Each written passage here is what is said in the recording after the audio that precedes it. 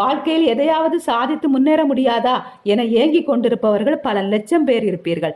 ஆனால் எப்படி வாழ்க்கையில் சாதிப்பது, சாதிப்பதற்கான அந்த யுக்தியை எப்படி பெறுவது, தனக்கான தன்னம்பிக்கையை எங்கிருந்து பெறுவது, யாரை பார்த்து நாம் முன்னேறுவது, பணம் சம்பாதிப்பதற்கு 1000 வழிகள் இருக்கிறது என்று சொல்கிறார்கள். அதனை எப்படி அறிந்து கொள்வது? ஒரு பக்கம் குடும்ப பிரச்சனை, ஒரு பக்கம் காதல் பிரச்சனை, ஒரு பக்கம் வேலை இல்லை, ஒரு பக்கம் விலைவாசி உயர்வு, ஒரு பக்கம் நமக்கு பிடித்த எதையுமே செய்ய முடியவில்லை என்கிற ஏக்கம், ஒரு பக்கம் வாழ்க்கை நமக்கு தொடர்ந்து தந்து கொண்டே இருக்கிற ஏமாற்றம். இதனிடையே இத்தனை பிரச்சனைகளுக்கிடையே தான் நாம் பெரும்பாலானோர் வாழ்க்கையை வாழ்ந்து கொண்டு இருக்கிறோம். வாழ்க்கையில் அடுத்து என்ன செய்வது, வாழ்க்கையை எப்படி நேர்மறை எண்ணங்களுடன் எதிர்கொள்வது என்ற பல கேள்விக்கான பதிலாக இந்த வீடியோ இருக்கும். Welcome to our rocking lifestyle. 100, 1000, லட்சம் வாய்ப்புகள் இலைமறை காயாக கால்களுக்கு கீழேயும் கைகளுக்கு மேலேயும் இருக்கத்தான் செய்கிறது. அவற்றை எடுத்துக்கொள்ள வேண்டியது மட்டும்தான் நம் வேலை. ஆனால் உண்மையில் நம்மை கடந்து செல்பவை எல்லாம் நமக்கான வாய்ப்புகள் தானா என்பதை நம்மால் உணர்ந்து கொள்ளத்தான் முடியவில்லை. நீங்கள் எந்த ஒரு மனிதரை பார்த்து வியந்து போயிருப்பீர்களோ, எந்த ஒரு மனிதரின் வளர்ச்சியை பார்த்து மிரண்டு போயிருப்பீர்களோ, அவர்களுடைய வாழ்க்கை எல்லாம் படிப்படியாக முன்னேறியவைத்தான். பணக்கார குடும்பத்தில் பிறந்து இன்று பணக்காரராகவே வாழ்ந்து கொண்டிருக்கும் எந்த ஒரு மனிதனையும் பார்த்து இவரை போல் வாழ வேண்டும், இவர்தான் எனக்கான ரோல் மாடல், இவர்தான் எனக்கான முன்மாதிரி என்றெல்லாம் நாம் எண்ண மாட்டோம். அதற்கு பதிலாக வாழ்க்கையில் படிப்படியாக கஷ்டப்பட்டு தன்னை நோக்கி எரியப்படுகின்ற ஒவ்வொரு கற்களையும் எவன் ஒருவன் படிக்கட்டுகளாக மாற்றினானோ அவனை பார்த்துதான் நாம் வாழ்க்கையில் சாதிக்க வேண்டும், முன்னேற வேண்டும் என்று துடிக்கிறோம். அவ்வாறு முன்னேறியவர்களின் வாழ்க்கை பாடம், அவர்களுடைய இளமை பருவம் இதெல்லாம் உணர்த்துவது ஒன்றே ஒன்றுதான். உங்களுக்கு எதிரில் இருக்கும் அனைத்தையும் உங்கள் வாய்ப்பாக பாருங்கள். எனக்கு எந்த வாய்ப்பும் கிடைக்கவில்லை என்று மட்டும் சொல்லாதீர்கள். இரவு தூங்கி காலையில் சூரிய வெளிச்சத்தை பார்ப்பது கூட இறைவன் உங்களுக்கு கொடுத்த ஒரு வாய்ப்பு தான். நீங்கள் முன்னேற வேண்டும் என்று முடிவு செய்துவிட்டால் ஒவ்வொரு மணி நேரத்தையும், ஏன் ஒவ்வொரு நிமிடத்தையும் நீங்கள் வாய்ப்பாக பார்க்க வேண்டும். வாய்ப்புக்காக ஏங்கியவர்களுக்கு மட்டும்தான் ஒரு நாளின் மதிப்பு புரியும். சனி ஞாயிற்றுக்கிழமை தானே, ஓய்வு எடுத்துவிட்டு திங்கட்கிழமையிலிருந்து வாய்ப்பை தேடுவோம் என்றெல்லாம் இளம் வயதில் நீங்கள் எண்ணக்கூடாது. சரியான வாய்ப்பு கிடைக்கும் வரை அதற்காக ஓட வேண்டும். வாய்ப்பு கிடைத்த பிறகு முதல் 3 மாதம் அதற்கான உழைப்பை நீங்கள் போட வேண்டும். எப்போது உங்கள் வாய்ப்பு உங்களுக்கு நல்ல வேலையை தருகிறதோ, நல்ல வருமானத்தை தருகிறதோ, முக்கியமாக எது உங்களுக்கு நல்ல நம்பிக்கையை தருகிறதோ அதன் பிறகு நீங்கள் பொறுமையாக ஓய்வு எடுத்துக்கொள்ளலாம். முதலில் ஒன்றை முடிவு செய்துவிட்டு உங்களுக்கான வாய்ப்பை நீங்கள் தேட முயற்சி செய்ய வேண்டும். உங்களுடைய ஓய்வு வயது எது என்பதை நீங்கள் முடிவு செய்யுங்கள். இந்த வீடியோ பார்க்கும் உங்களது வயது 22ஆக இருக்கலாம், 25ஆக இருக்கலாம், 28ஆக இருக்கலாம், ஏன் 30ஆக கூட இருக்கலாம். இவ்வாறு இருக்கும் உங்கள் வயதில் இருக்கும் போதே 40 வயதுக்கு மேல் நான் உழைக்க கூடாது, இப்போதிலிருந்தே உழைத்துவிட்டு பின்னாளில் ஓய்வு எடுக்க வேண்டும் என்று ஒரு முடிவுக்கு வாருங்கள். திங்கள் முதல் சனிக்கிழமை வரை தொடர்ந்து வேலை செய்துவிட்டு எப்படி ஞாயிற்றுக்கிழமை ஓய்வு எடுக்கிறோமோ அதுபோல் 25 வயதிலிருந்து 40 வயது வரை நன்றாக உழைத்துவிட்டு 45 வயதுக்கு மேல் நிம்மதியாக ஓய்வு எடுங்கள். நல்ல உறக்கம், தேவையான ஓய்வு, இதற்குத்தான் ஒவ்வொரு மனிதனும் இங்கு ஓடி ஓடி உழைத்து கொண்டிருக்கிறான். இதற்காகத்தான் வாய்ப்புகளை தேடி கொண்டு இருக்கிறான். இதற்காகத்தான் அவன் காதல் செய்கிறான். இதற்காகத்தான் அவன் குடும்பத்தை உருவாக்குகிறான். ஆக இந்த வாழ்க்கையில் நாம் என்ன செய்ய வேண்டும் என்பது தெரியாமலே பலர் உழைத்து கொண்டு இருக்கிறார்கள்.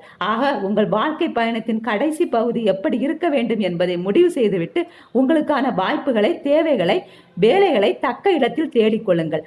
ஒரு இலக்கு இல்லாத எந்த பயணமும் மகிழ்ச்சியாக இருப்பதில்லை.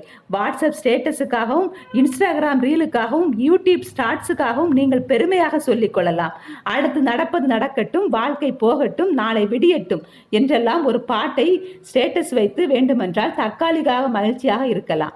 கண்டிப்பாக அப்படி எண்ணுபவர்கள் ஒரு நாள் நின்று யோசிப்பார்கள் எந்த இடத்தில் நிற்கிறோம் என்று. ஆக எல்லோருக்கும் வாழ்க்கை பயணத்தை அடைவதற்கு ஒரு இலக்கு தேவை, வாய்ப்பு தேவை. ஆக உங்கள் உள்ளே வரும் அனைத்தையும் நீங்கள் வாய்ப்பாக பாருங்கள். இன்றும் நீங்கள் திருவிழாவுக்கு சென்றாலும், கடற்கரைக்கு சென்றாலும், பூங்காக்களுக்கு சென்றாலும் அங்கு யாராவது ஒரு பாட்டி அல்லது ஒரு சிறு குழந்தையை தூக்கி கொண்டிருக்கும் ஒரு பெண் அல்லது யாராவது 6வதோ 7வதோ படிக்கும் ஒரு பையனோ ஒரு பெண்ணோ ஏதாவது ஒரு பொருளை விற்று கொண்டிருப்பார்கள். அவர்களுடைய தேவையெல்லாம் நீங்கள் அந்த பொருளை வாங்க வேண்டும் என்பதுதான். அவர்களுடைய தேவையே நீங்கள் தான்.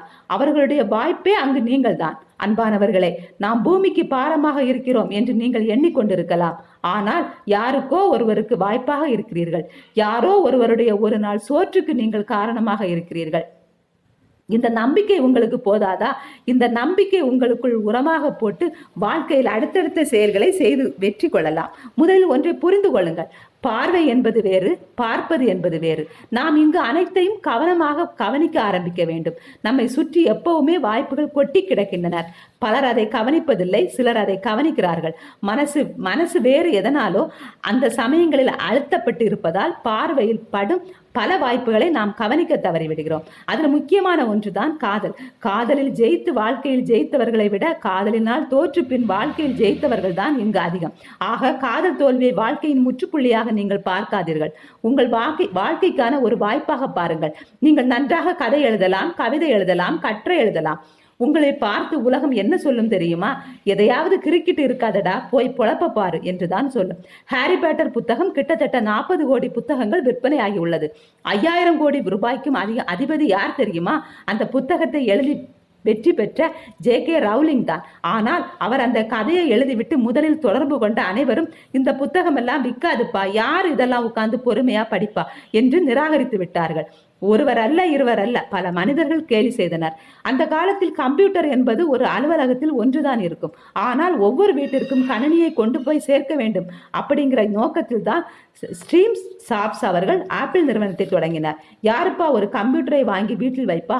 வீட்டில் அதுக்கான தேவை என்ன இருக்கு? இப்படி கேலி செய்தார்கள். ஆனால் இன்று உலகத்தில் நம்பர் 1 பிராண்டுகளில் ஆப்பிள் இருக்கிறது. புத்தகம் எழுதியா சம்பாதிக்க போகிறாய்? ஒரு வீட்டில் உள்ள ஒருத்தருக்கு ஒரு கம்ப்யூட்டர். இப்படி எல்லாம் வியந்தவர்கள் பாவம் வாய்ப்பை தவற விட்டார்கள். ஆனால் அவை வெல்லும் என்று யோசித்தவர்கள் வெற்றியாளர்களானார்கள். Bill Gates, Steve Jobs, YouTube நிறுவனர், ஃபேஸ்புக் நிறுவனர் அனைவருமே கண்களுக்கு தெரிந்தவற்றை வாய்ப்பாக பார்த்தார்கள். இந்த உலகத்தில் வெற்றிகளை குவிக்க புதிய பார்வைகள் நமக்கு தேவைப்படுகிறது. சேற்றை மிதித்து விட்டால் கவலைப்படாதீர்கள். உங்கள் மேலே காக்கை எச்சங்கள் விழுந்தால் அதை பொருள்படுத்தாதீர்கள். அவை எல்லாம் உங்களுக்கு ஒண்ணுமே இல்லை என்பது போல் அலட்சியமாக அகற்றிவிட்டு புதியவற்றின் மேல் மட்டும் பார்வையை செலுத்துங்கள். கண்களை அகல திறந்து காது மடல்களை கவனமாக விரித்து வைத்து உங்களை சுற்றி நடக்கும் ஒவ்வொன்றையும் முழுமையாக கவனியுங்கள். 100, 1000, லட்சம் வாய்ப்புகள் இலைமறை காயாக நம்மை சுற்றிலும் காலுக்கு கீழேயும் கைகளுக்கு மேலேயும் தோள்களை இடித்தபடியும் ஆடிக்கொண்டுதான் அசைந்து கொண்டுதான் இருக்கிறது. அவற்றை பறிக்க வேண்டியது மட்டும்தான் நம்முடைய வேலை. இதுபோல பல மோட்டிவேஷனல் வீடியோவுக்கு நம்ம சேனலை சப்ஸ்கிரைப் பண்ணி உங்கள் சப்போர்ட் தாங்க. தேங்க்யூ.